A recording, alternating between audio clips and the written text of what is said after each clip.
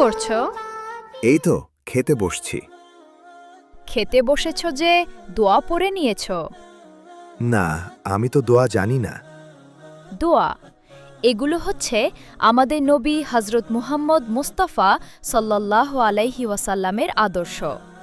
তাই খানার আগে দোয়া পড়া এটা সুন্নত। প্রত্যেক মুসলমানের কর্তব্য খানার আগে দোয়া পড়া। দোয়াটি হচ্ছে খানা খাবারের সময় প্রথমে বিসমিল্লাহ অর্থ আল্লাহর নামে শুরু করছি, অথবা বিসমিল্লাহির রাহমানির রাহিম অর্থ পরম করুণাময় অতি দয়ালু আল্লাহর নামে। এত সহজ দোয়া? ইসলাম সহজ, কিন্তু ইসলামকে বুঝা খুব কঠিন। এছাড়াও আমার শেষে দোয়া রয়েছে, এটাও আমাদের নবী হজরত মুহাম্মদ মুস্তাফা সাল্লাল্লাহু আলাইহি সাল্লামের সুন্নত।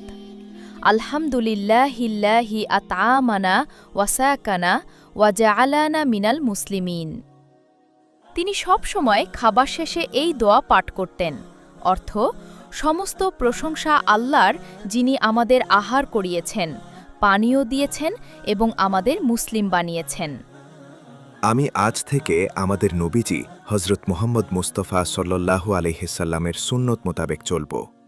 খানার পূর্বে এবং পরের দোয়া পাঠ করব।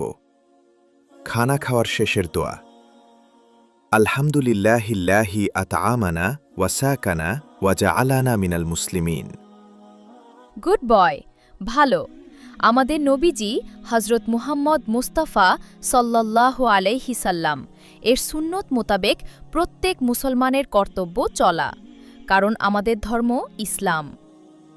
কে কে আজ থেকে খানার পূর্বে এবং পরে দোয়া পাঠ করেন তারা কমেন্টস বক্সে বলেছেন। আর যারা যারা পাঠ করেন না তারা বলে যান, ইনশাআল্লাহ পাঠ করব।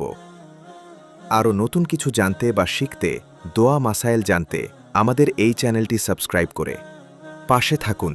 এখানে প্রতিনিয়তই ইসলামিক দোয়া মাসাইল আপলোড করা হয়। ধন্যবাদ। দোয়াদ।